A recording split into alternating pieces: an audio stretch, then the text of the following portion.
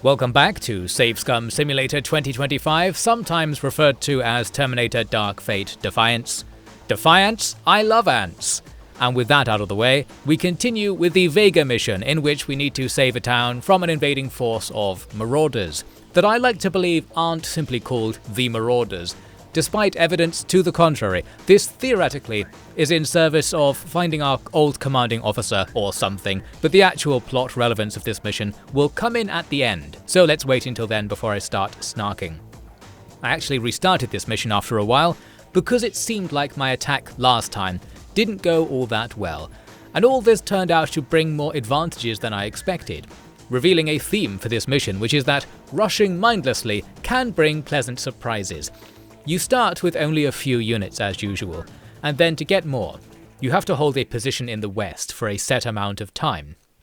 The twist is that this position isn't occupied by the enemy at first, so if you bring an exclusively vehicle-based force and you drive to the objective without delay, you won't have to fight for it. This wasn't what I expected when I restarted the stage. I was hoping to just get a cleaner fight for this objective and take fewer losses.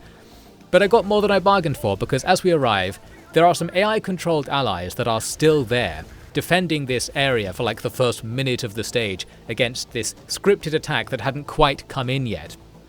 Meaning, we not only get to defend better spots and the fight is generally easier, and that the countdown to you getting more units starts a fair bit earlier. Therefore, you're going to get your units earlier, positive feedback loop, positive feedback loop, positive feedback loop. There is a downside to doing this, I presume anyway, which is that it makes this other objective trigger earlier, where you're asked to capture the east side of the map immediately after taking the west side of the map, because this is Terminator Dark Fate Defiance, with the added pressure that infinite streams of enemy units will be coming up the road over there until you do. Plus, even if you do capture that area, actually about half of the enemy's infinite troops still spawn continuously for the whole stage, but to the north, because this is Terminator Dark Fate Defiance, following on from the success of charging recklessly. I thought maybe, just maybe, you can simply drive down the highway at max speed and just take the eastern objective immediately to avoid facing half of that infinity. And you almost can. I think with the right vehicles this isn't a bad idea. The other end is defended by a few infantry, a heavy anti-tank gun, and there's like some artillery in the corner there or something, we'll see later.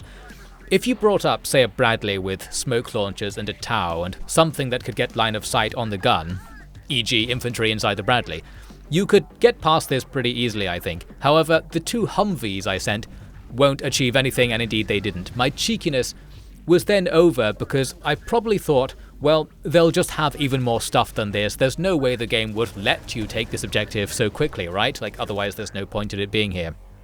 So I save-scummed my failure away, and then didn't try again.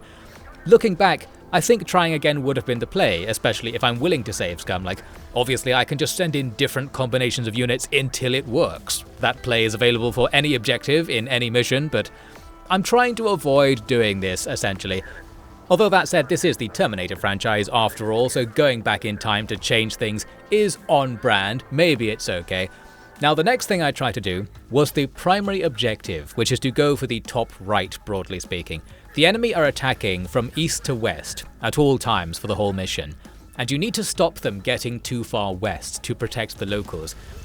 You also need to protect your allies, who don't have all that much stuff and aren't being very proactive with it either. You'll want them alive, as you can actually use them later, and you can steal their ammo from their logistics vehicles, which is amazing, as we'll see.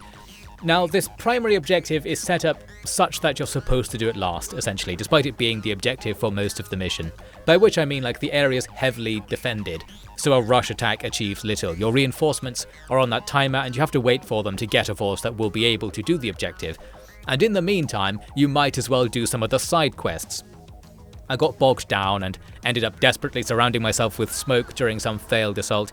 I ended up settling down to defend various buildings around the town, with heavy artillery planted in our allies' rear that did an amazing job of obliterating the regular light vehicles and infantry attacks the enemy were sending up the roads.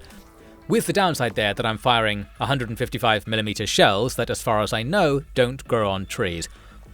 It's hard to sort of gauge the value of firing artillery at something, but the rule of thumb I kept in mind that I think I worked out after looking at some numbers somewhere back in the logistics screens is that it's something like every time you fire 10 artillery shells, that's a squad's worth of like goodwill points purchased at the shop. A very weird conversion ratio to think about, because it's not like, well, if instead of taking an artillery gun that has 40 shells, I took 4 infantry squads instead, I would get the same amount of value.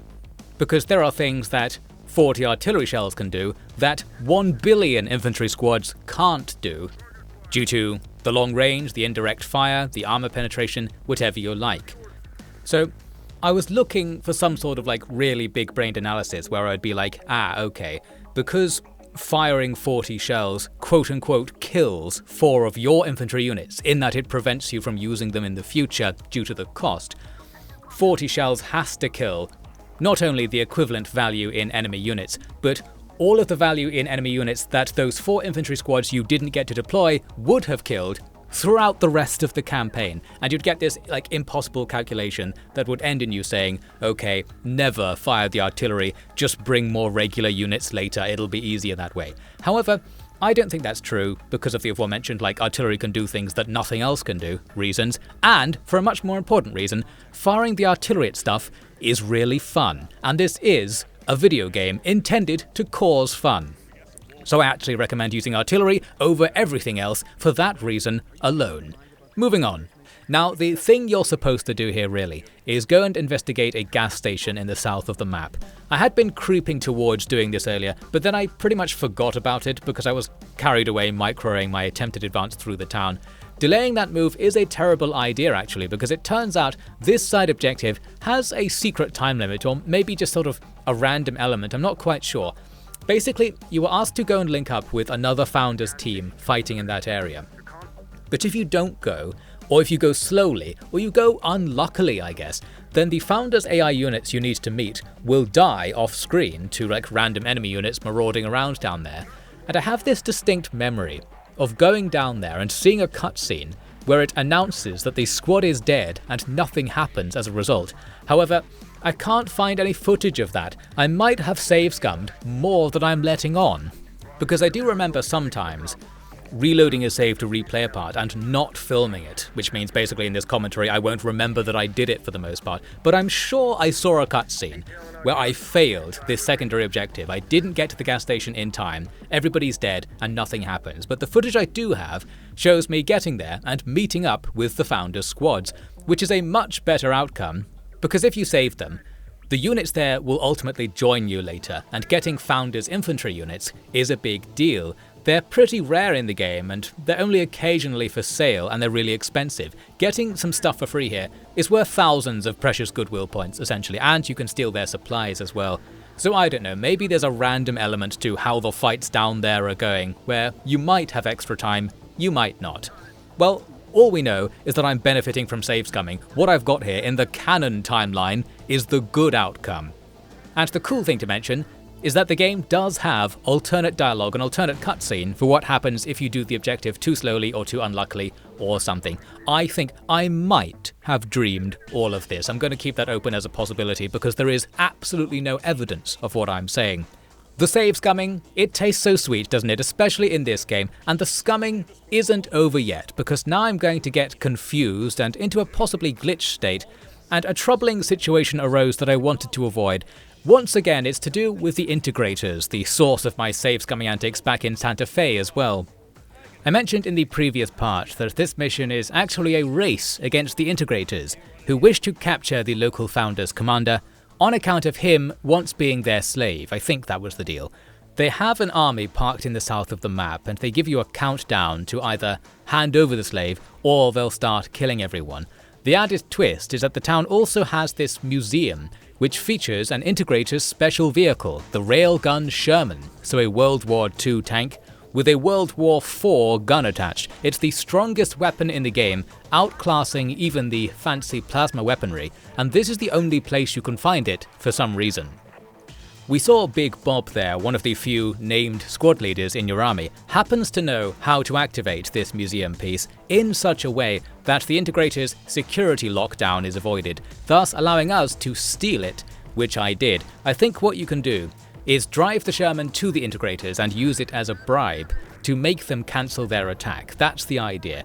And I 100% intended to do this because I wanted to ally with the integrators, but without killing off my precious supply cows, I mean local heroic civilian protection force. This failed because soon the integrators just went absolutely hog wild and started blowing me away with artillery unexpectedly, a familiar sight, and I tried reloading a save to see if maybe I just clicked the wrong option when taking the tank or something. I actually went back moderately far too, like going back to before taking the gas station because that's when the autosave was, and then after all my work getting back to here, the integrators went wild and attacked me again. I'm still not sure what the problem was, because soon I'm back here for a third time, and this time it worked as expected, and just everything was the same each time. I don't know what's going on. I think the issue might be that the integrators are hostile by default. So if you ever enter their line of sight with something, it triggers an attack, and my stuff in the gas station is just too close to them. That might be the issue. I think only the Sherman is allowed to approach them for the objective, and we'll see me trying this in a bit. For now, I was tired of dealing with that side drama, so decided instead to focus my current efforts on concentrating loads of vehicles and charging down the highway. I've had 2 rounds of reinforcement, so I've got plenty of spare units now, but yes, I think you can probably do this objective earlier, as it will turn out to be not defended by all that much. The anti-tank gun is dealt with using the best way the name suggests, attacking it with a tank. Yes, the Abrams is apparently strong enough to not take any damage at all if you get hit frontally by the AT gun, so we just drive at it and soon our whole force has plenty of line of sight to get the kill. There's a load of random infantry and snipers around here, but charging with vehicles works for that too. And finally, there was a position in the very corner of the map providing supporting fire, which a Bradley with a TOW upgrade nicely takes care of. So yes, we could have done that, like with 4 vehicles ages ago. I shouldn't have given up so easily earlier. With that, some enemy reinforcements are cut off, but it's only 2 danger markers worth of spawning. There are 2 or 3 more along the map edge to the north, and you can see me quickly forming a line facing that way, ready to deal with whatever's going to be happening up there. The good news is that me being here probably distracts the enemy from attacking our allies in the west so much. So we're getting the whole Marauder threat pinned in and locked down. Advancing from here though is still hard because they have loads more artillery, anti-tank guns, and tons of garrisoned buildings back there with like 80 weapons crews and heavy machine guns and stuff. Fortunately, I don't need to advance into all that. Let's take a careful look at what's happening right at the very top edge of the map. I've managed to get me some line of sight on the enemy's back lines, and the objective of the Sage is just to take out the HQ, as the game puts it, which in practice turns out to be one particular guy who is supposedly back there somewhere. What I've got is Kondo, the guy we met in part 1 very briefly, lying on the floor because he is camouflaged. This is a mechanic that occasionally comes up, and I guess it's most useful for exploity things like this. It's actually one of the very few stats about a unit the game does tell you, its visibility level or camouflage level. It's a little bar you can see sometimes in the bottom left when things are selected, although I think it only applies in certain conditions. As in, a unit has to be prone or inside a building or something to have any chance of being hidden, no matter what its camouflage stat is. Snipers have pretty much maxed out camouflage, meaning that Kondo has been gradually crawling prone along the top edge of the map for a long time, undetected, and he's now looking right into the area marked as the objective. And while we don't have a specific target here, what we can do is let the heavy artillery fire at will until absolutely everything is dead.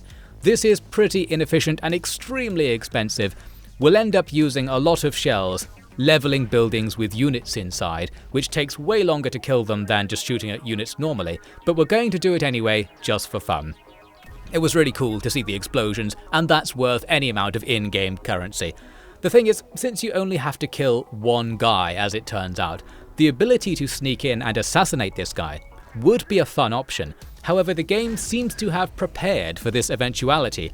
The actual guy you need to kill, I don't think is anywhere in the area indicated, until a certain threshold of something is passed.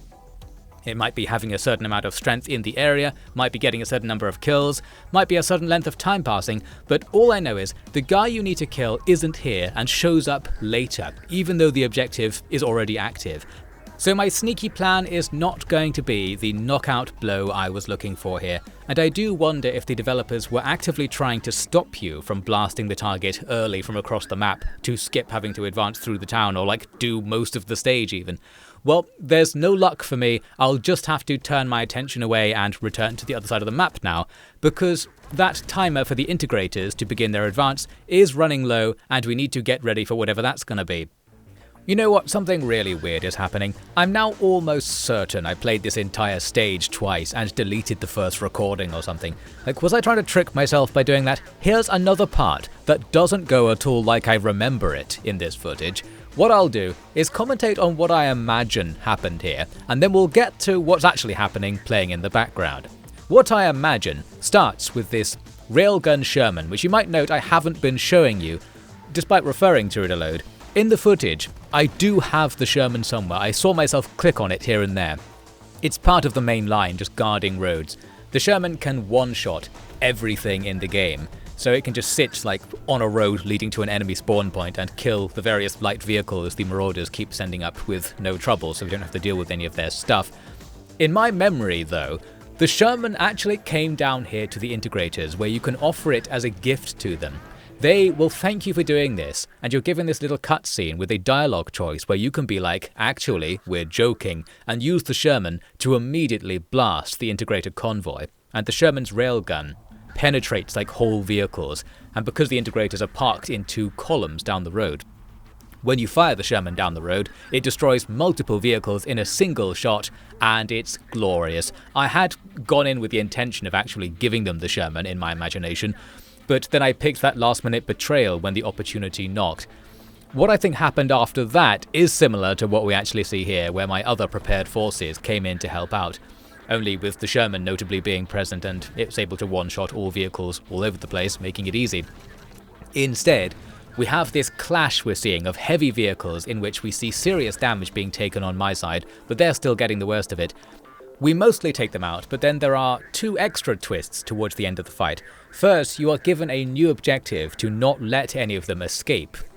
They're trying to withdraw because you're beating them so hard, and I think the idea is you can not let any of them get off the map, and therefore nobody will know it was you who initiated the battle and betrayed them or something, because you're sort of theoretically allied to the integrators. You shouldn't really be killing them, I guess. I immediately failed that objective, by the way, because when it hit, the enemy had some infantry on the edge of the map, on the line. They walked off, and that was the end of that as soon as we got the objective. The lesson being, you should probably fight the integrators a bit away from this zone, so you wait for the countdown to run out, then they'll drive away from the edge of the map, and then you can ambush and attack them, making it easier to cut them off and stop them actually getting back out. And maybe they'll stay allied to you or something. Well, we'll see. They kind of did stay allied to me despite this. I don't know if I'm finding another useful glitch in my favor here. We'll talk about that later. Once most of the stuff is dead, we also then get the cutscene where they offer to cease their operation in exchange for the Sherman.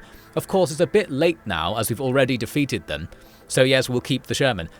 That's what I imagined happened at the start of the fight. In this footage, the fight actually began because I just ordered the ATGMs to start firing at the integrators just to start a fight.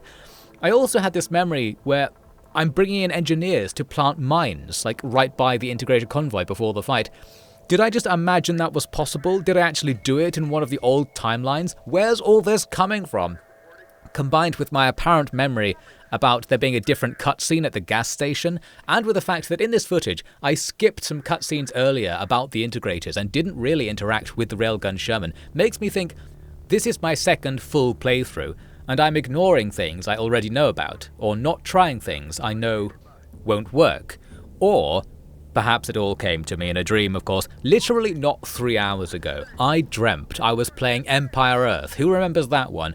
In this dream, I was playing online, but I was being really chill and not really helping my team, not really playing, and they were blasting me with messages that were being automatically censored in the chat.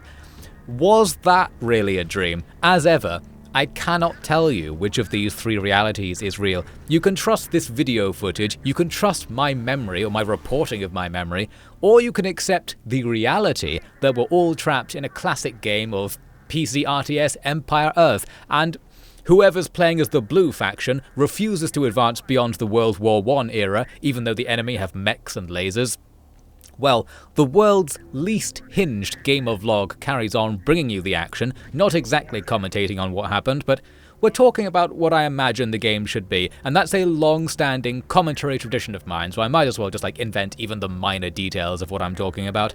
I think the rest of the game didn't have any save scumming, so we should at least return to a single timeline approach that's easier to reconcile after this. We're nearly out, guys. The timelines are converging. It will all make sense soon.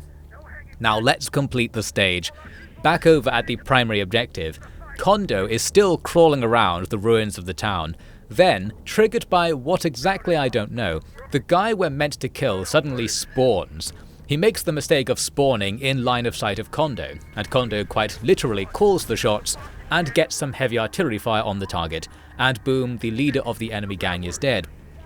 That pretty much ends the stage, as the rest of the gang leaders start arguing and eventually withdraw into the fog of war, and they kill each other over arguments or something maybe along the way. I didn't see any of it in this footage at least, and again I remember making this difficult advance through the town, with loads of guns and garrisoned buildings, as I mentioned before, all to get to their HQ zone, upon which the target was there. We killed them in the fray, and then I had to disengage because the looters, they still attempt to withdraw, but if you're there firing at them, the dialogue implies they won't withdraw, and you need to deliberately hold your fire and get out of there. So you have to micro a bit and try to withdraw, so that the enemy will effectively be deleted by walking off the map, and you won't risk your lives or use any ammo to get rid of them. Again, this clearly did not happen. That's how I think the stage ends. I think I must have deleted some footage, or possibly the first time I played the stage, I didn't hit record. That very occasionally happens. I'm pretty good at always remembering to record stuff. You have to manually start the recording in my setup, so sometimes I don't do it, or I accidentally end it early and end up not filming stuff I thought I filmed.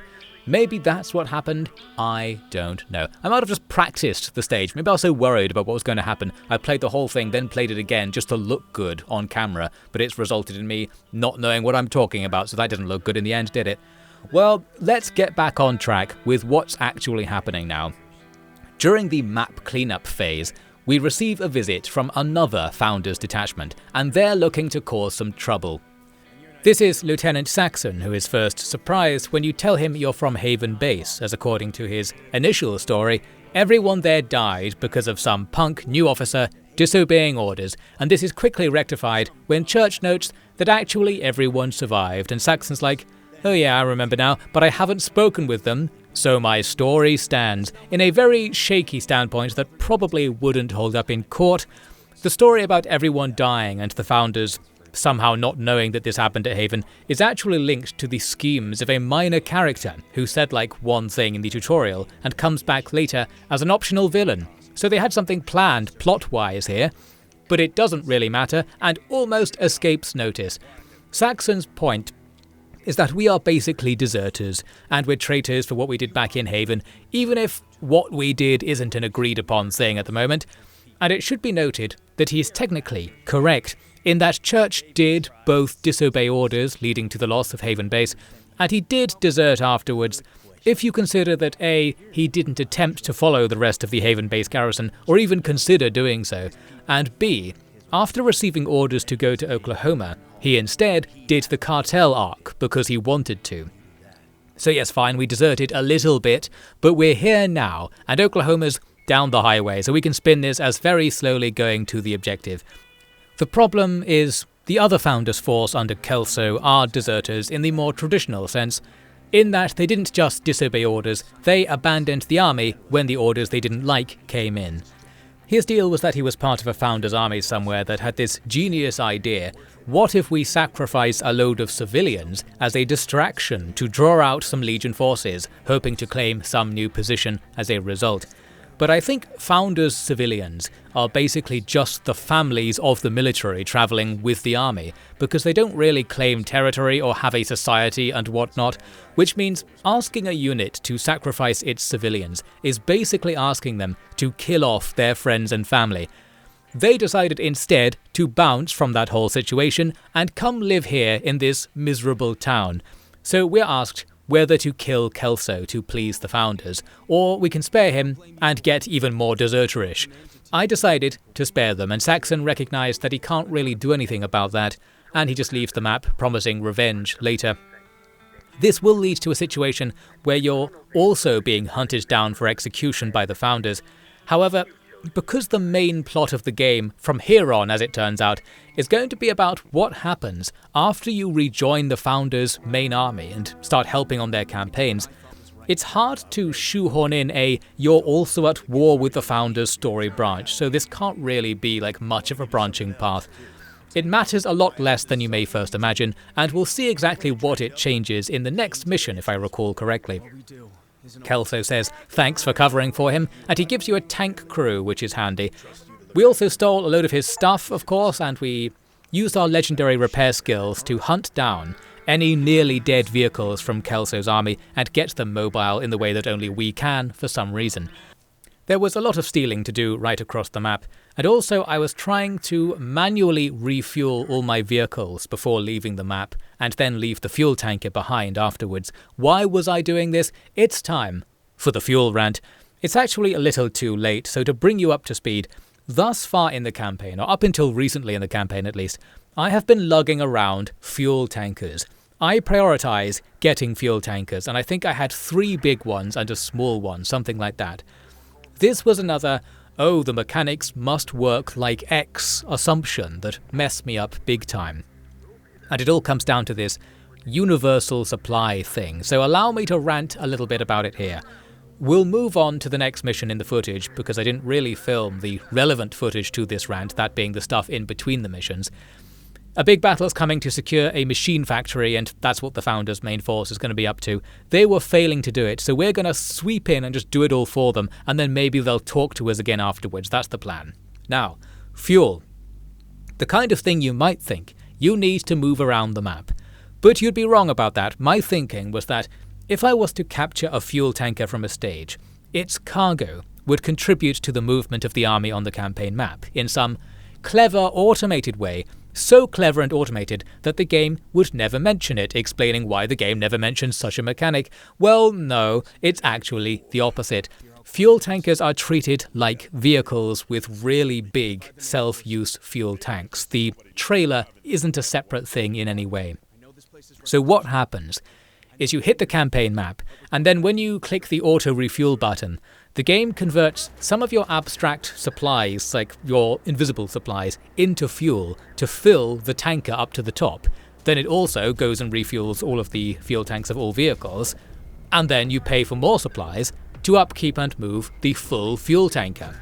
Meaning that travelling with fuel tankers makes things more expensive in a frustrating way. You can't convert captured fuel tanker cargo into the quote-unquote supplies, and that's what you need to fuel the vehicles, not quote-unquote fuel. And that's the issue I had. There was some confusion here that tripped me up for a while, similar to the all units should be mounted confusion from earlier, where the game doesn't really point you towards this. I just thought, oh, it must work like that because of real life and stuff. But no, that's not how it works, because it turns out this game is not taking place in real life. The fuel tanker functionality is only for in-mission refueling in the way I was microing earlier, where technically vehicles can run out of fuel if you just give them loads of orders in a mission. I only saw this happen once in the game, so we'll check it out later, but yes, your fuel tankers are just there to allow you to top up a vehicle's fuel during a fight, and that's it. By now in the campaign, I had probably worked all this out, and realised I was wrong about tankers being very useful, and I was now doing the next best thing, well at the end of the previous stage, to extract their fuel into the army during the stage by manually refilling all the vehicles by driving by the fuel tanker. This then lowers the post-mission recovery costs, and hence effectively gets what I want only in a very slow and annoying way that 100% should have been automated. We need a refuel from tankers option that refills your army without costing supplies on the campaign map. It just drains the tankers instead, and if they're empty, you might just disband the tankers and that's the end of that. That's essentially what I wanted to happen, and what I had always been assuming would be available or would be happening automatically. But no, nothing like that. I'm just overestimating how it works and how mechanically complex the campaign supply mechanics are once again. This is all hinting at how strange it is to have this whole abstracted supplies system. And I really want to call for a complete overhaul and reform of how that all works, partially because of the counterintuitive situations like this, but I'm going to be merciful and see if there's a good time for that rant later, because there is some gameplay to take a look at once again, unfortunately. We're here in Oklahoma City, Oklahoma, to clean up the Founders' mess. We never really linked up with the main force, and we arrive after an attack on the city has failed. It would be amazing if you only arrived late in this mission. If you did the optional cartel stuff, that would make sense, but I doubt that's the case. It's not even the first time the Founders have tried to take this city. As Mason mentions, he's been here before. This is like some long-term project the Founders have to take this particular city, and they just can't do it for whatever reason. But we need to now come in and clear our names with the Founders by doing something special. So Church declares himself to be the official second wave, and we go to work like capturing the city block by block, with the goal of taking a factory we'll see later. The city is full of pockets of the first wave, and you're able to get them under your command, permanently, if you reach them. And unlike the allies in the previous mission, most of the allies in this mission only spawn, they only take part in the gameplay after you hit certain triggers, meaning the AI can't kill them in the fog of war if you don't get there in time, that sort of thing. Thus, you'll ultimately get a massive amount of expensive Founders units as you advance in this mission. It's all very nice. Yet it doesn't mean we aren't essentially on a time limit, as, well, the reason we're here in the first place is that one of Legion's main unit production factories is in the top right of this map. Their base will continually spawn attack craft, tanks, spiders, gun carriers, which are basically like Legion equivalents to Bradleys, and of course Terminators. Everything really, except artillery, although there is a heavy artillery position in the middle of the map, which will be a hassle for us later. With all that on the way, you'll face less stuff the faster you can go. Well, same as ever, but yes, it's rushing time, even more than usual. Of course, it won't look like a rush in this footage, because I'm going to be microing an increasingly massive army across an increasingly massive front. Therefore, all I really have for this mission is hours and hours of footage of the game being paused.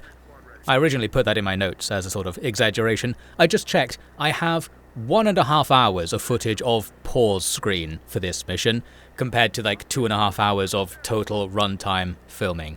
So that's good, isn't it? Like, that's how much the game is paused while I'm playing it, at least. I was trying to get to a compliment here. It is that the mission has a soft time limit, which the player might actually intuit is there and like makes sense. There are infinite enemies on this map because their factory is literally right there, like that's where they've been coming from this whole time. Even if the game doesn't tell you there's a time limit there, which it doesn't, you already know that there is, which is an improvement on, say, the previous mission, where there was also an infinite enemy that imposes a soft time limit, only there's no reason to believe that that is the case. So it's more of a trap, like more annoying, more immersion breaking, more gamey. Here we have a perfect plot excuse for a high-stress rush mission against an infinite enemy, and I think the game overall would be better if this was one of the only times this happened. It would be a change of pace to be facing this. Well, all that aside, we gotta take out the factory. Although of course we don't actually gotta take out the factory because we already control enough of the city to come and go like freely right up until a few blocks from the factory itself, meaning we are well placed to besiege it and call it a day. We really could starve them out here because that factory needs all the rare earth metals I was ranting about before. It needs non-rare things like steel, which still exists physically. They have to move it. The shipments can be stolen or delayed or just ambushed with like cheap mines placed in plain sight on the road. That's going to send them off on a distraction down some back road in rural Oklahoma where there's like a crazy guy with an RPG in every bush. You know, that factory probably needs a fair bit of fuel too. If it's connected to a power plant somewhere, that connection probably wouldn't last very long if the humans really wanted to cut it. And then if they put a power plant in the factory to avoid the humans blowing up all the transmission pylons and stuff, now there's even more road traffic you have to maintain to get like coal and oil or something to be shipped in 24/7. And I'm thinking, well, we got this close to the factory without any resistance. Legion probably has no ability to stop us. Say collapsing buildings to physically block the roads, like all of the roads into the factory, and then we can just go home. Legion doesn't have any logistics or engineering machines, their transports aren't even tracked.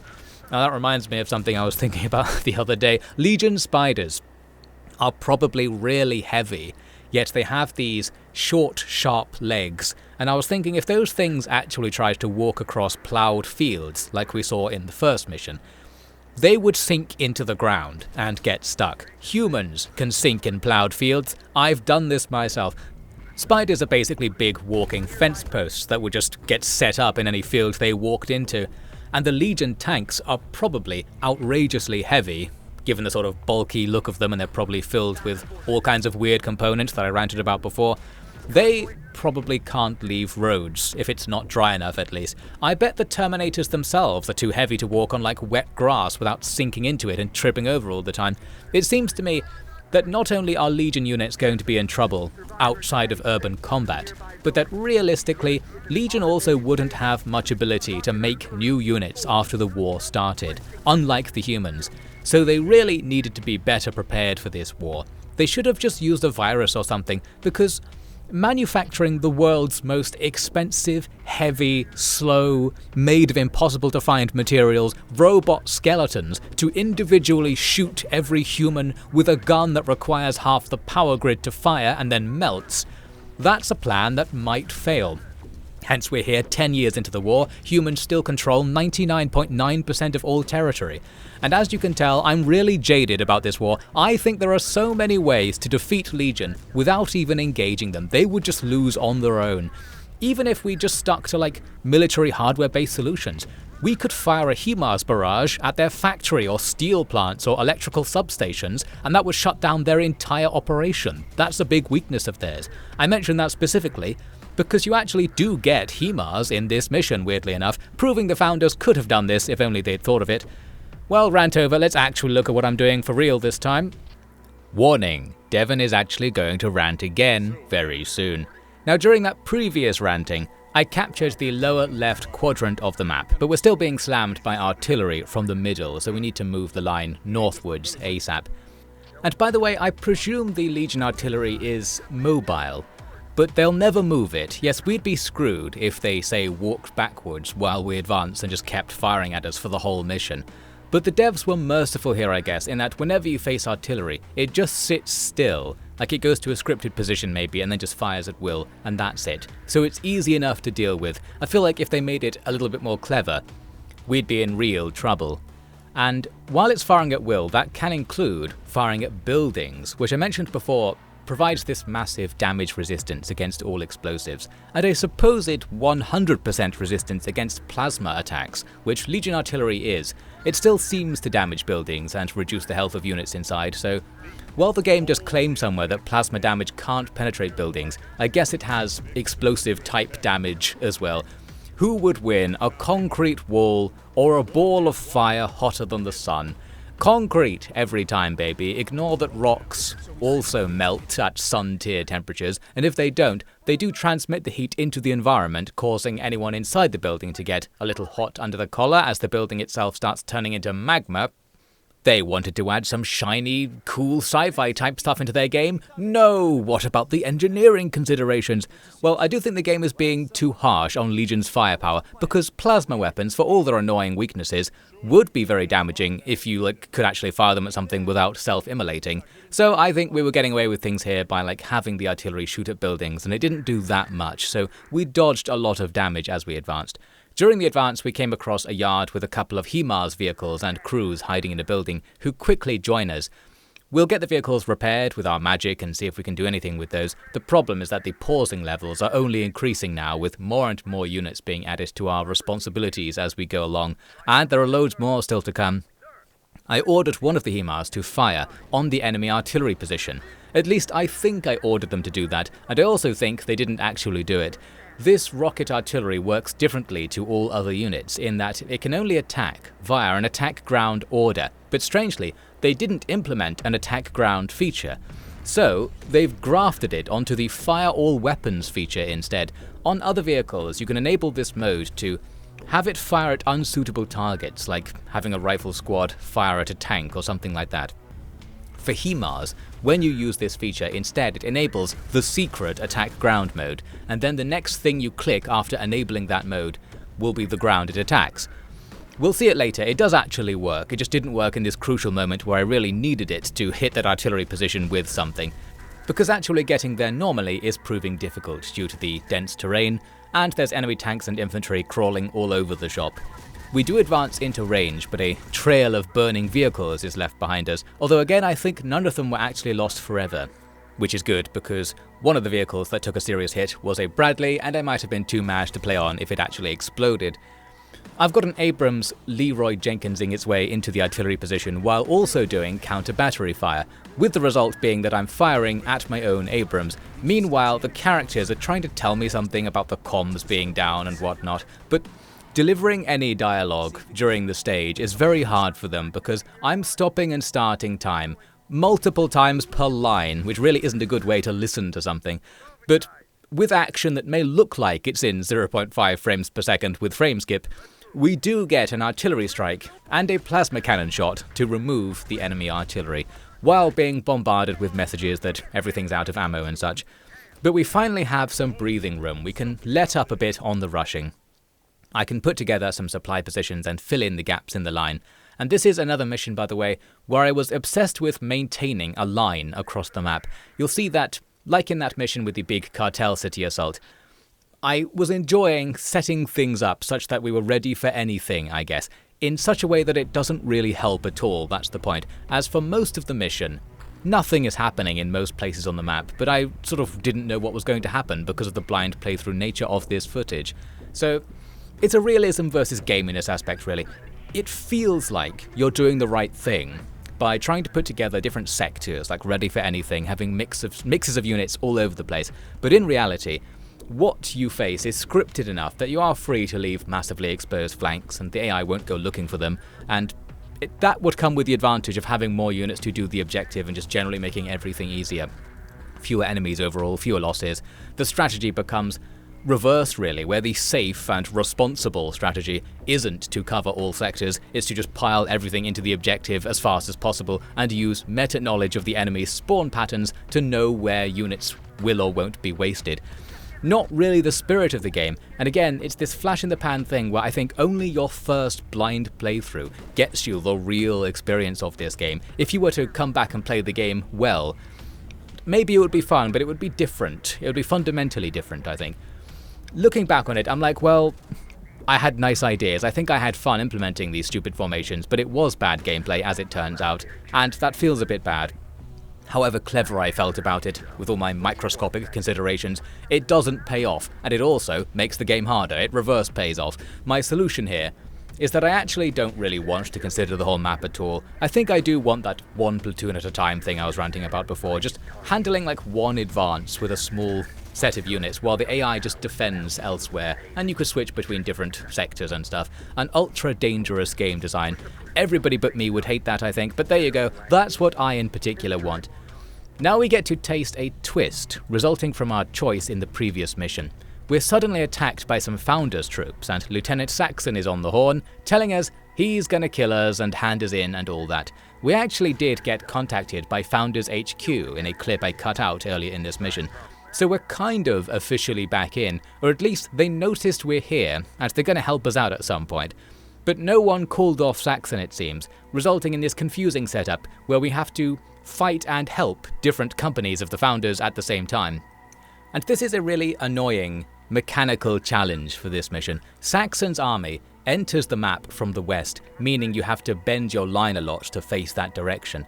It's not too bad because he'll be coming down two parallel streets which are marked with danger markers, and I think I placed cartel tanks just facing down those streets, then placed infantry in the nearby buildings who will just spawn camp the enemies as they come in, so the enemy won't get to shoot at us very much. That'll be nice. It's not actually killing the units that's going to be the trouble here. It's just that the objective lasts a really long time. Saxon attacks you in several small waves, with a huge time gap between them. Well, I say it's huge. It's huge in my memory, but maybe that's because I had the game pause for most of the time between them, so hard to say. It's just frustrating, because there's no reason for there to be a gap. There's no reason to believe he's going to come in several waves. Like, you kill the first wave and you think, is that it? But the objective to defend against his attacks doesn't go away, so you just sort of leave your army there waiting, like, what's going to happen? And yes, as it turns out, like, after a long while, he will attack you again. So you do have to have this massive block of your heavy units pinned down, ready to blast the enemies. I guess what I wanted here was for them to just come in one like massive group and have a harder fight that was over, so you could then get back to focusing on fewer things, because it just annoys me having so many objectives at the same time to worry about. Well, the spawn camping cordon was set up, and then I've got a team heading north, because we need to go and rescue parts of the first wave up there, and some more friendly artillery is rumoured to be hanging out up there as well. You might also note, I'm not doing the main objective, probably because I was too paranoid. This turns out to be a bad idea this time, because you do get significant reinforcements, including an all-important Abrams, if you first go east in this mission. So I probably should have rushed a Humvee over there or something to trigger the events that give you more units, which we'll see later. And yes, it's not like I have the mental capacity to actually use those extra units, so I guess I'm not missing out on too much. I'm not even using all the units I have right now, and I've still got the game paused for like 3 out of 5 frames, literally. Therefore, maybe the true like small-brained, big-brained play is to get the units as slow as possible so you don't have to do as much strategy. I don't want advantages, because then I would have to get good results. This is a very like Taoist thought right now. The strongest tree gets cut down first, whereas the useless-looking tree thrives forever. Yes, don't give me more tanks, Terminator Dark Fate. I'm a poor, innocent, filthy casual, spare me please. Ha, those losers with better armies than me have to do more work. I'm the real winner. Yes, we're quickly reaching the conclusion of the best strategy in any strategy game is to not play it, sit on the lawn eating chocolate and forgetting that you have any responsibilities. It is a literal dark fate to play Terminator Dark Fate. There's a quote for your marketing. And the only way to truly win is to show quote-unquote defiance by lying on the ground and letting your body be consumed by ants, just to spite the Terminators.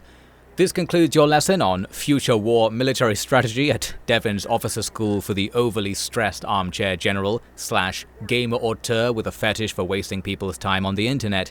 Your homework assignment is to tell 4 people that Terminators that look like humans could never infiltrate human armies, because they would weigh 10 times more than regular humans. They'd probably fall through the floorboards of your half-burnt down apartment, or like you get in a car and it suspiciously tips really far to one side because you're made of palladium or some liquid metal alloy that's so dense it stops bullets, so probably weighs a lot more than those 70% water humans. And you better hope those humans aren't routinely running magnets over people in their sleep, because you'll not be waking up. Guys, I found a problem with the engineering logic of a 1980s Hollywood film. Guys, lie on the floor and be consumed by ants to own the libs and achieve Taoist enlightenment. Guys, and then what we're going to do is take the mic away and come back tomorrow for more. We meet up with the Founders IT team in the midst of the battlefield, who are hiding away, working on a plan to hack the Legion factory. Hiding right next to the Legion factory, as it turns out. Seems Legion doesn't do a very good job of clearing out territory it thinks it's retaking. Well, that might explain some stuff. It's actually less useful than it sounds to hack Legion's factory, but we'll get to that in a bit. A nice touch is that if you have Flinch and Kondo in your army, they will both volunteer to help with this objective, which makes it easier and more effective, as we'll see. This is nice because it's accounting for the fact that you can have Kondo and Flinch. That is optional though, especially considering you can get them killed in combat, so a nice reward for keeping them alive. Nice to see the named hero units having a role here and there, at least. And speaking of named characters, another one shows up for a surprise reappearance. It's Balzano, the crime lord we messed with at the start of the game. We've still got his Bradley and it's serving us well. It seems that in his own adventure, he has become leader of the so-called Marauders, who have also now allied themselves to the Founders in a quest to hunt Church down personally. I still don't know if the Founders like us. They're hiring mercenaries and sending some of their own companies against us, but we're also helping them. We're making friends with the IT girl. It's all great. Anyway, we're going to have another Founders equipped detachment attacking us, but this time, the game gives you a way to get out of this. Balzano is secretly planning to desert, and if you help him, he won't attack you. All he needs is a truck with enough seats to make a getaway with his conspirators, and his vehicle of choice is the Hempt Transport, a super rare vehicle that I think only appears in this mission. There's one in the middle and one like in the corner with the Haven base detachment. And literally as he asks for it, I was looking right at it with a half-dead squad there standing by, ready to take it, so that was good timing. I immediately paid Balzano off then, pretty much as fast as possible, although I guess you could move the truck to where he spawns beforehand to complete this even faster. And doing it fast is helpful, because he gives you another Abrams when he leaves, and the sooner you get that, the better. We need more of those all across this map right now. So that's going to be that, but Balzano does appear again later in the game for another surprise cameo, so look out for that, Balzano fans. Next, I spent a while evening out my line and setting up defenses, such that the units coming out of the factory wouldn't be too much of an issue. Well, I need to vaguely push north, but I'm really distracted, I just don't actually advance when I could here. One big distraction is that a Legion tank is behind my lines, and I just can't kill it for whatever reason. It took a whole load of ATGMs and tank cannon shots. Then, in apparent frustration, I drove an Abrams up to point-blank range, hoping that maybe this would enhance its armor penetration or something, although I'm not sure it actually works like that. Well, it doesn't work for a broader reason, which is I guess the Abrams either won't fire at things really close to it, or the gun is disabled. It's not always obvious, but it can be the case that an Abrams can't fire its main gun while not being marked as having the gun be destroyed or disabled if it doesn't have enough crew members to crew all of its positions, and the one position it happens to not have filled is the gunner role. That's kind of happening behind the scenes. You don't really see what the crew in the tank are doing. You don't assign crew members or anything like that. But a tank cannot have a gunner, and it won't say no gunner in big text or something. Is important enough that it needs to, I think. And what might be happening here is my Abrams can't fire, and the UI just says, well, your weapons are compromised in some way, rather than saying the main gun is damaged, because what it's doing, I presume, is mixing in the main gun and the machine gun to be the weapon system of the tank. So the little yellow marker below the tank icon in the UI indicates that something is compromised about its attacking ability. What it's not telling me is well, the machine gun's fine, the main gun is completely useless, on average it's just compromised and it's just a little bit broken, so don't worry about it. That might be leading me to believe this tank should be able to fire, but just with some problem, maybe its range is reduced, maybe its rate of fire is reduced because the system is compromised in some way, but it's still operational. No, for all intents and purposes it's not operational, but on average it is, hence the UI. Perhaps those weapons need to be treated separately because they're so fundamentally different use case weapons. Anyway, Saxons attacking again it seems. I've got half my armor in that sector, parked just north of the action, too far away to help, because they were building up ready to attack the objective, but I'm just far too distracted to actually make an advance. We've got a nice split force where everything's now a bit harder than it needs to be because I'm not very good at juggling this mess of a battlefield, especially considering that ATGM and MLRS spiders are creeping around in the east, so any vehicle left watching the line might suddenly die while I was not looking at it, and after losing, I think, a Humvee and a Striker to such things, I was very paranoid about that. Meanwhile, the dance of the tanks carries on, in which I do take a serious hit and get made immobile there. I was really mad because I don't think I knew a tank's gun could be disabled without it being marked as destroyed, so I figured I was being glitched there. And maybe I actually am, I don't know. We are eventually saved by an ATGM that flies in from off-screen and finally puts that tank out of action, and things become a little calmer. My spawn camping force already took out Saxon's force in the background, meaning now there's only two things to do. A chance for a breather. I was really struggling to get back on that attack because the defensive encounters just kept coming, and I was endlessly adjusting the lines or changing which buildings units were in and such, trying to stabilize things as much as possible, but also having to deal with resupply and such, we're churning through ATGMs, fending off things like tanks and spiders coming out of the factory. There's just plenty to do aside from attacking. So even with pausing, I'm still not really playing at top speed in real terms. So I've got the worst of both worlds, you could say. The answer might just be here, pause even more. But I've got to make dinner soon and stuff. Maybe I just wanted to see some gameplay before I turned the game off, I don't know. Yes, I certainly could be microing even more, but this amount is enough to get me complaining about it. And I am conscious that the game would actually be going smoother if I was microing even more, and the only thing stopping me from doing that is that apparently I don't want to. I just didn't. And, well, I guess that's the comment then. What reason might I have for not wanting to do it? Well, I'm playing a video game. I would probably do things that are fun because I would want to. So maybe there's something unfun about the sheer volume of micro being required to do all of the different things at the same time. Do you technically have to do them all at the same time? Well, no. But everything is soft time limited. The game's harder the longer it takes you to do stuff, so you kind of should do everything at once, and the game gives you the ability to do so. So, it's all my fault, I can say. But I'll happily pass that blame onto the game and say, well, it's the game's fault that it's my fault.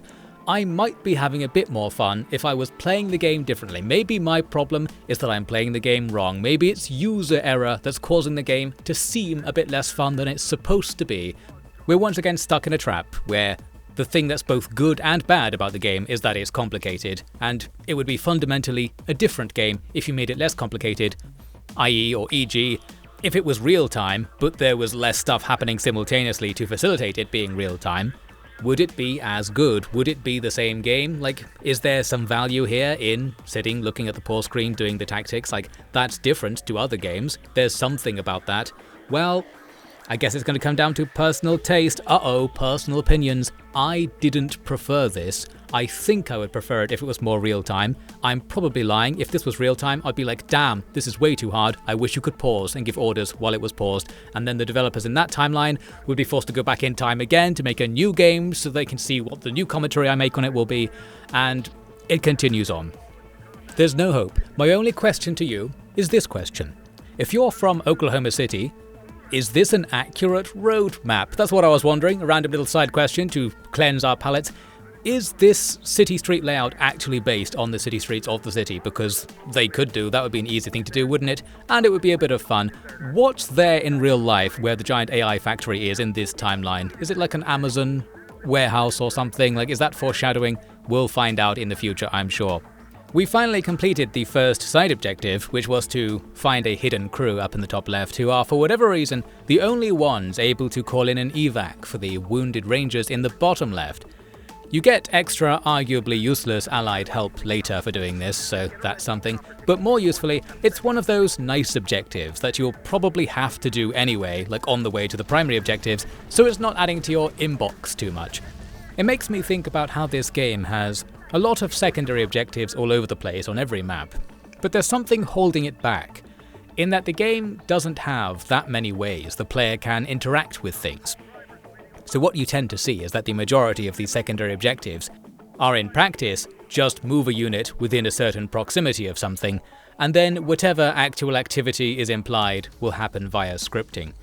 I don't know, but I'm wondering if we could get more decision making coming out of some of these objectives. A good example might be the extracting the downed fighter pilot back in that convoy ambush mission from ages ago, where you got to decide the route of the extraction yourself and when to do it. It was gameplay. Now at that time, I was complaining that it was gameplay, I think. Yes, but now with this extraction, I'm going to complain that there isn't much gameplay. I think we're limited by the fact that in a top-down RTS game, there isn't that much the player can do to affect the world, so you can't really make much incidental gameplay.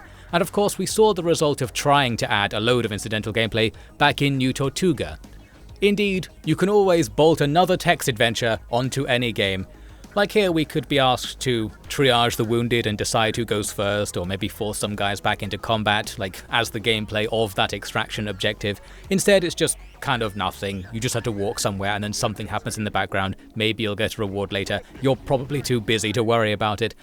I feel like if there actually was a text adventure interruption, it would be an absolute mess in terms of the game feel, in that having the change of pace there, right in the middle of all the other RTS gameplay, in the middle of that rhythm, would feel really weird.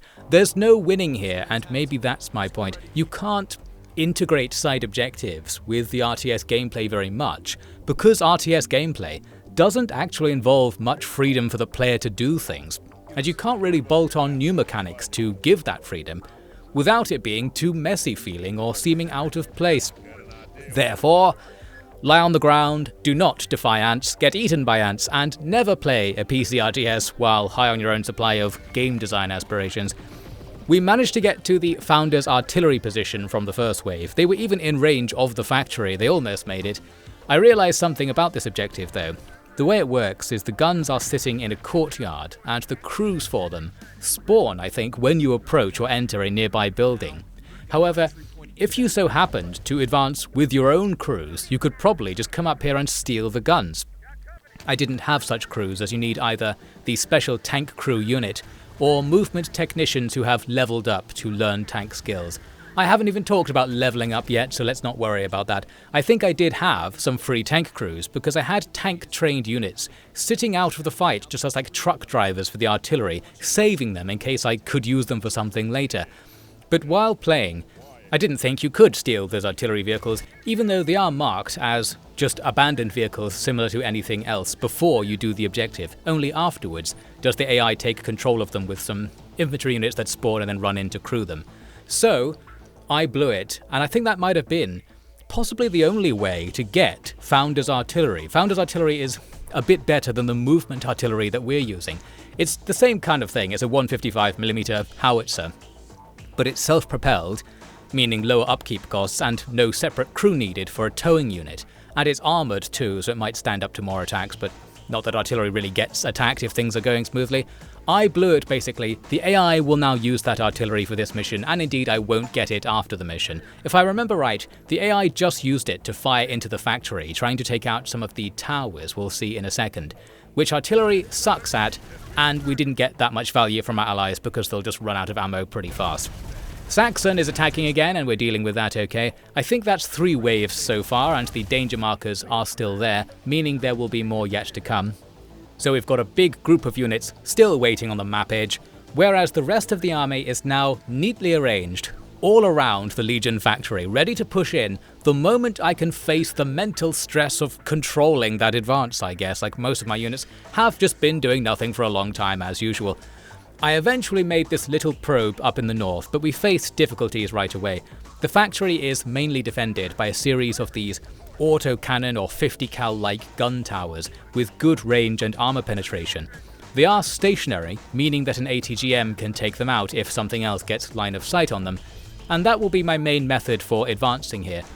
There are just loads of them and not loads of ATGM ammunition available, and they kept taking me by surprise and getting off a few deadly shots because you can't see these towers in the fog of war unlike most buildings, meaning they can just pop up as you advance thinking that the coast is clear.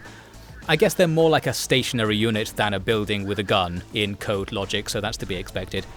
But I do feel like line of sight issues with this assault don't really make sense because this factory happens to be surrounded by buildings that are much taller than the factory buildings or the walls surrounding it that we control. So it's like, can somebody on the roof just tell me where the towers are? Because like our ATGMs way outrange the towers. We could wipe them out just from the roofs of nearby buildings, but we're not going to. I have to go in manually because, you know, we've got ATGMs, but we don't have binoculars, and all of our soldiers have short-sightedness. You know, it's the curse of living in a top-down RTS game. All humans can only see 100 meters. That's just science.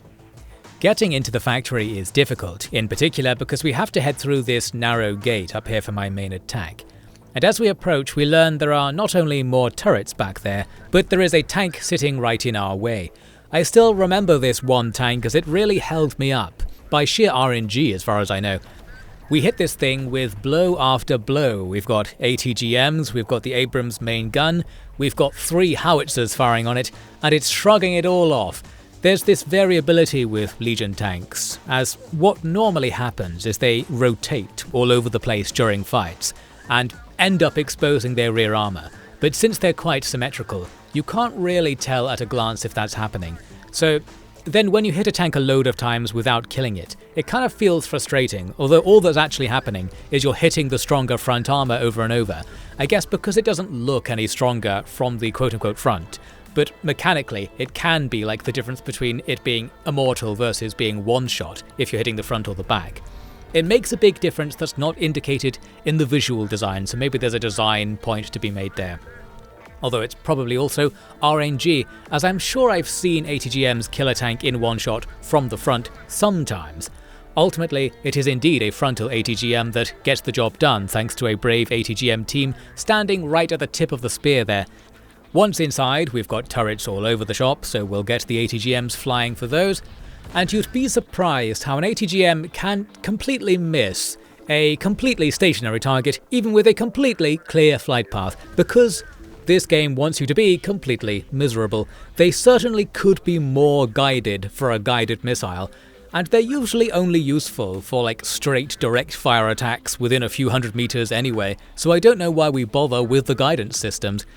We now have the uncomfortable task of securing a foothold in the base, while the enemy's factory out ramp is right beside us, promising some rude interruptions at any second. I'm also tentatively trying to attack the central and southern base approaches while doing this, but I think the sheer micro of my northern approach has kept me busy enough to not really bother, to my detriment, even though I can just have longer pauses and achieve what I need here. I could do everything at once. I'm probably still battling with my desire to actually see some of the things I'm ordering to happen, while it's still enjoyable and not moving on to think about something else first. One other random gripe I wanted to throw in here is that you can see here and there we're under attack by the occasional aerial gunship. It's not a huge deal, as quite a lot of units have AA capabilities. The Bradley autocannon can shoot these down, I think, and various heavy machine guns are allowed to fire at them.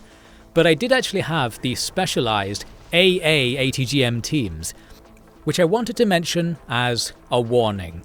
Don't get this upgrade. The AA specialised ATGM teams are simply worse than the unleveled up form, because adding the ability to target aircraft actually splits the ammo pool between regular ATGMs and AAMs, so that instead of 6 shots, you can take 3 shots at the ground and 3 shots into the air.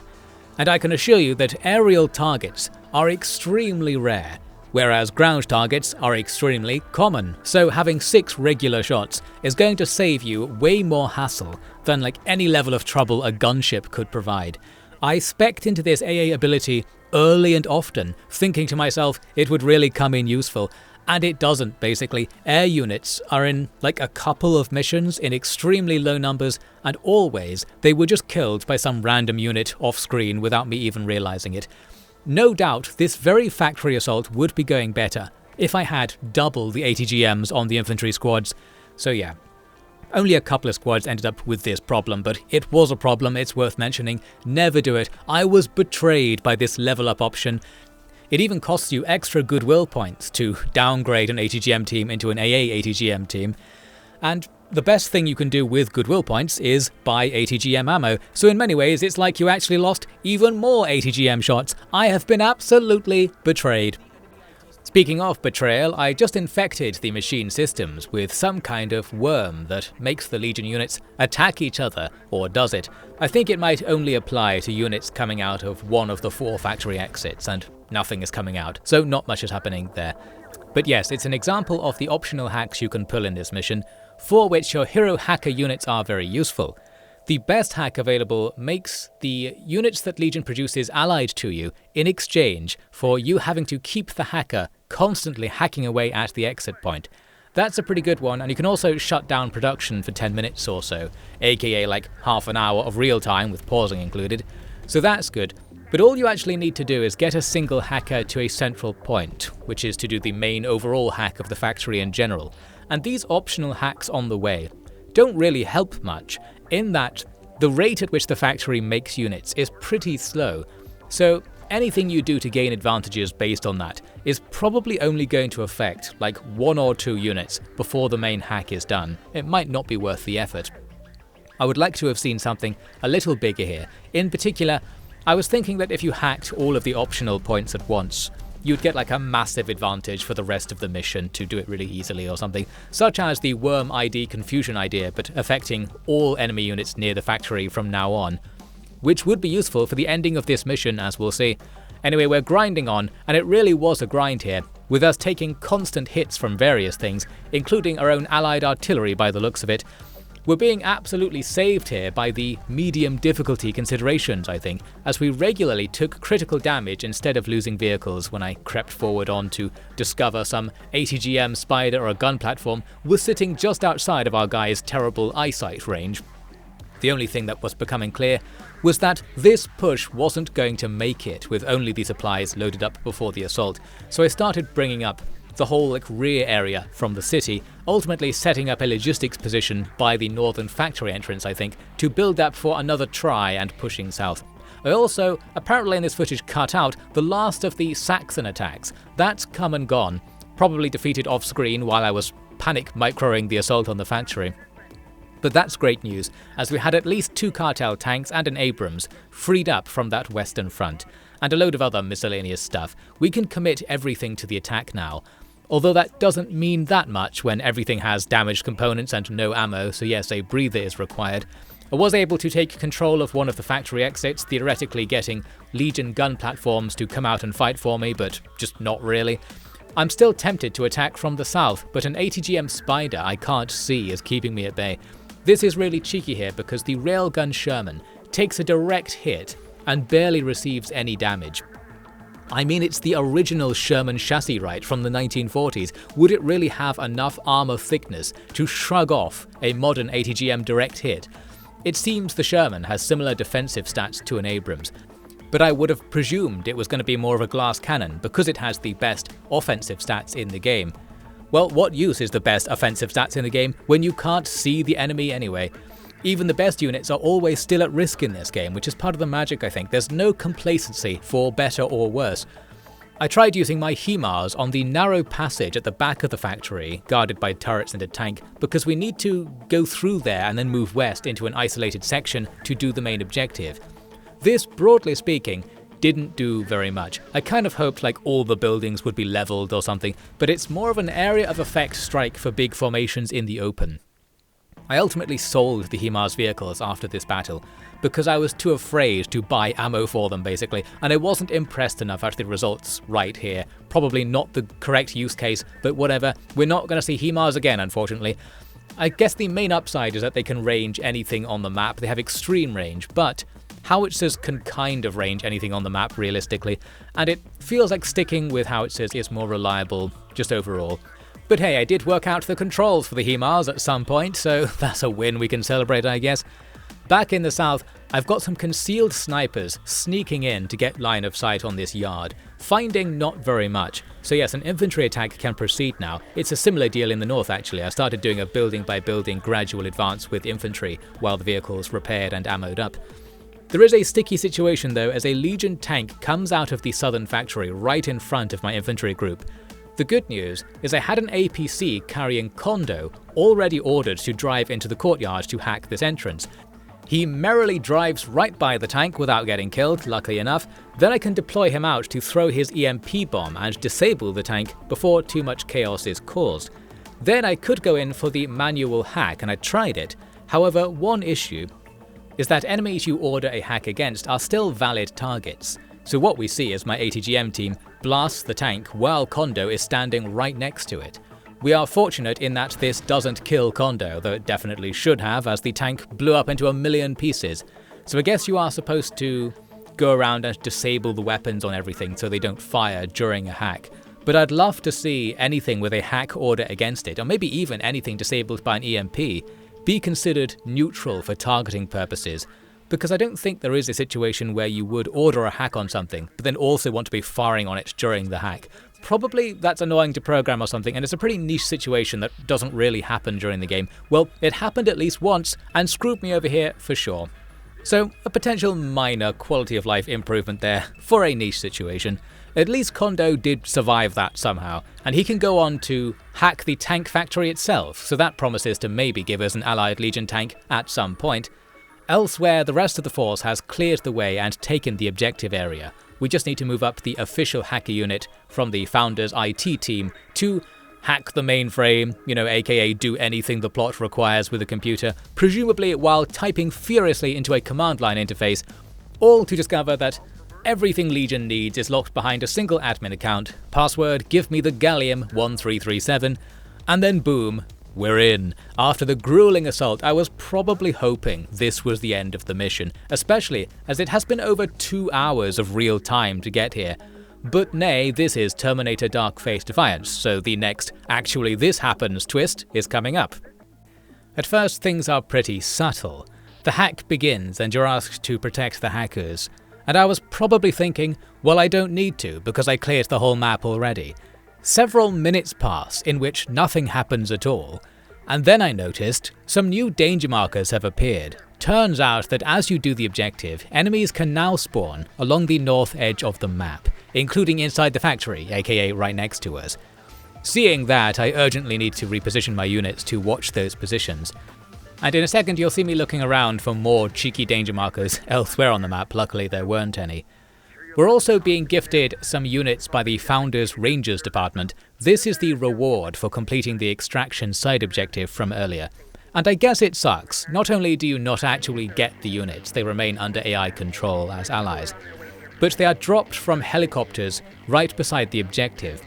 That's less helpful than you'd think because it's the last place I want the fighting to be happening.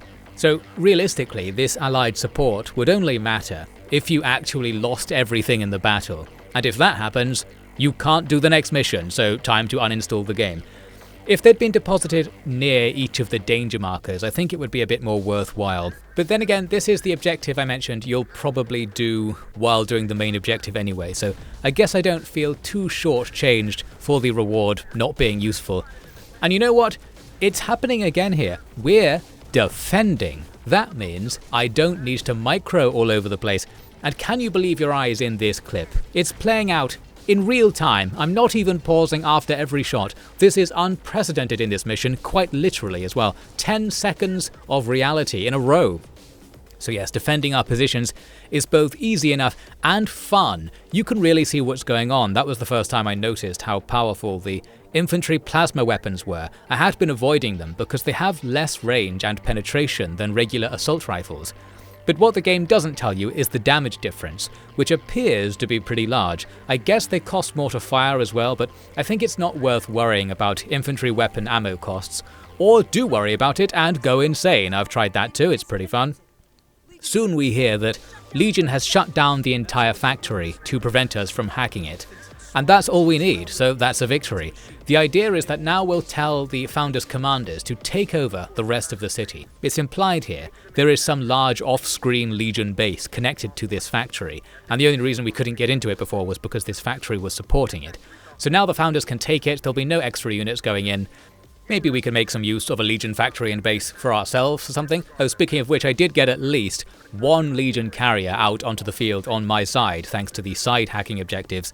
But yes, it really doesn't matter very much to do those side hacks, as it turns out you probably won't get anything from them, and that's a shame. One of the Founders officers was like, "Oh, you haven't really taken the base, you're a traitor, this is a trap." And my secret opinion is that this really should be a trap, and maybe it still is even in the context of the game. I'm going to get to that ranting later because there's some stuff I wanted to talk about with the story and it fits more in the next part.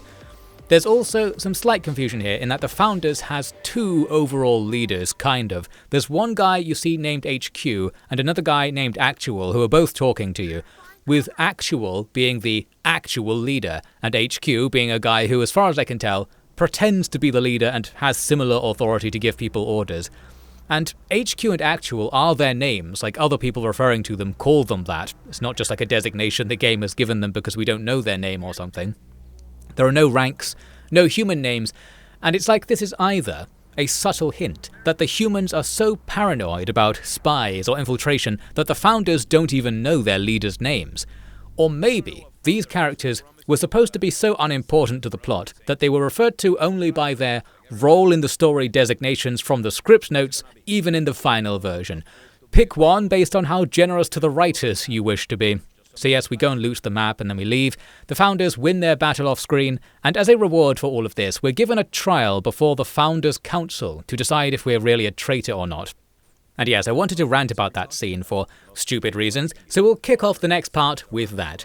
Then we'll be back on the trail of Major Stevens while also working with the Founders, assaulting another Legion-controlled city, featuring a stealth section, more danger marker infinite spawns, and loads more save scumming as it turns out, but this time I actually have all the footage, so maybe I'll make more sense of it than whatever convergence of timelines mess I ended up with back in that Vega mission. There are easier to understand save scums coming up, where I just skipped back a minute or something like that. More of the best video game commentary of all time, in one of the timelines at least, will be coming soon.